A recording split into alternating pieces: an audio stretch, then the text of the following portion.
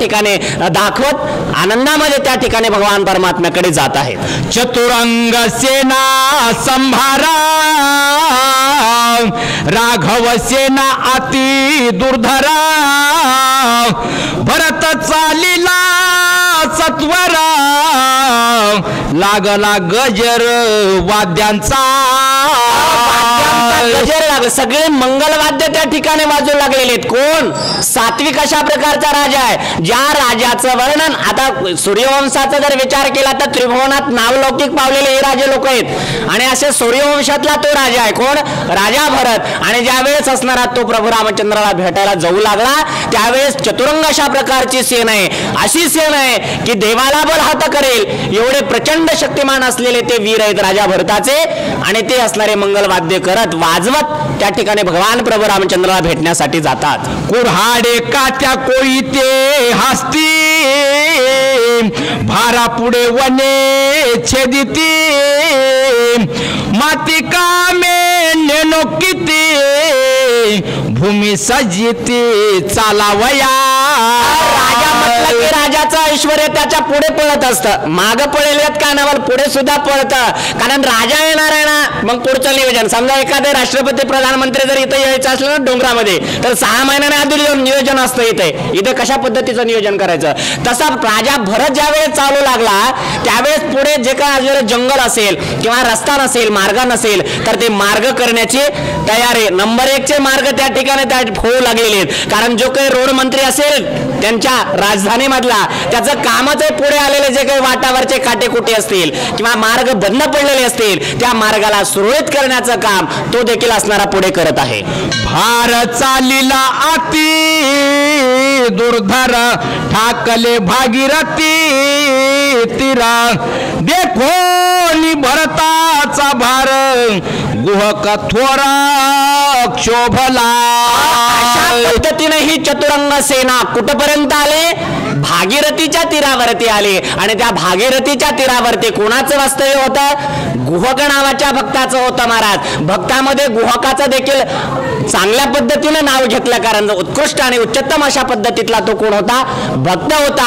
आणि तो ज्यावेळेस त्या भक्तानं गुहकाने कोणाला पाहितलं? राजा भरताची ही चतुरंग सेना पाहितल्यानंतर मनाच्या ठिकाणी मात्र संकल्प नाही आले, काही विकल्प आले. कारण मन कोणाचंही असो, मन साधूचं असो किंवा मन दुष्टाचं असो, अंतःकरणामध्ये संकल्प विकल्प येतच असतात. कारण तो मनाचा काय आहे? स्वभाव आहे. संकल्प विकल्प मनाचे.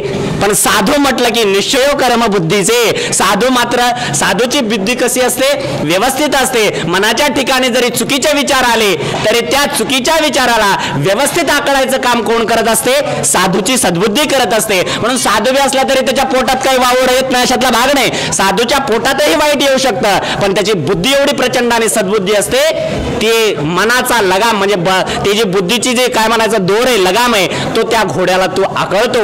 म्हणून त्या गुहकाच्या मनाच्या ठिकाणी थोडा विकल्प आला की माझ्या प्रभूला मारण्यासाठीच हा चतुरंग सेना घेऊन जात आहे अशा पद्धतीचा एक चुकीचा विकल्प गुहक राजाच्या म्हणजे गुहक भक्ताच्या अंतःकरणात निर्माण होतो. कैसा राज्य लोभ अति दुर्धर सख्या बंधुसा पाडिले वैर भरते सजोनिया भारा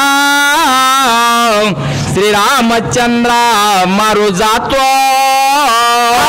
विचाराला गुहकाच्या अंतःकरणात गुहक म्हणू लागला अरे अरे काय वाईट आहे या जगाची रीत. लोभ इतका वाईट आहे, एवढा लोभ वाईट आहे.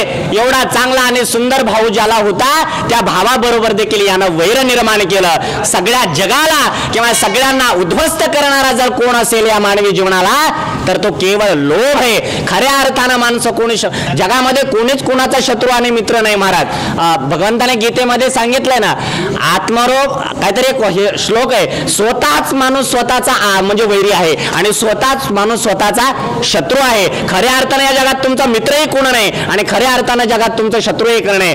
तुमचंच तुम्ही खरं वाटोळं करून घेता. जगात शेजारी पाजारी काहीच वाटोळं करीत नाही महाराज. करून करून काय करतील. पण आपला आत्मघात जर कोण करत असेल तर आपणच करतो आणि त्याला कारणीभूत आहे आपल्याकडे निर्माण झालेला लोभ काम ही जी लोक आहेत ना हे आपलं जीवन उद्ध्वस्त करतात. किती वाईट आहे, किती वाईट आहे. इतका प्रभू रामचंद्रासारखा सज्जन भाऊ असताना त्याच्यामध्ये एवढा द्वेष निर्माण केला, त्याला मारण्याकरता हा भरत जातोय. याला कारण जर काय असेल तर याच्या अंतःकरणामध्ये केवळ लोभ आहे. कशाचा?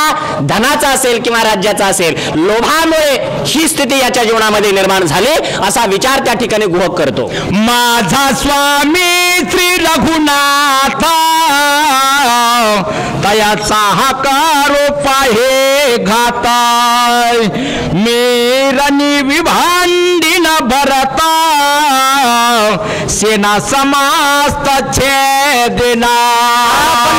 किती आहे महाराज, अंगामध्ये शक्ती आहे का नाही माहित नाही, पण अंगामध्ये भगवंताविषयी प्रीती किती आहे, किती भक्ती आहे त्याची असणारे भगवान प्रभू रामचंद्रावरती. त्यानं सांगितलं माझा स्वामी, माझा मालक, माझी देवता हे भगवान प्रभू रामचंद्र आहेत. आणि याला मारायला जरी हा भरत राजा जात असेल, एवढी जरी चतुरंग सेना असेल तरी या सेनेला मी छिन्न भिन्न करेल, याचा मी प्रतिकार करेल आणि याला मी माझ्या प्रभू रामचंद्रापासून जाऊ देखील देणार नाही. अशा पद्धतीचा विचार गुहक राजा करतो. श्रीराम माझी माता पिता, श्रीराम माझा सुहद भ्राता, श्रीराम सद्गुरु निजात्मता, श्रीराम तत्वता आत्मा माझा हो. प्रभू रामचंद्राचा आणि माझं नातं काय, त्याच्याशिवाय मी असणारा काही नाही. सगळ्या प्रकारची जी नाते, तो माझा सर्वस्व आहे. बास, तो माझा सर्वस्व आहे. कृष्ण माझी माता, कृष्ण माझा पिता, बहीण बंधू चुलता, कृष्ण माझा. जे काही जगाच्या पाठीवर नाती आहेत, नाती गोती आहेत, ही सगळे नाते गोते माझे कोणाशी जडलेत? भगवान प्रभू रामचंद्राशी जडले आहेत. म्हणून त्या प्रभू रामचंद्राला जर हा मारायला जात असेल तर त्याचा प्रतिकार करण्यासाठी मी या ठिकाणी समर्थ आहे असा गुहक त्या ठिकाणी बोलतो.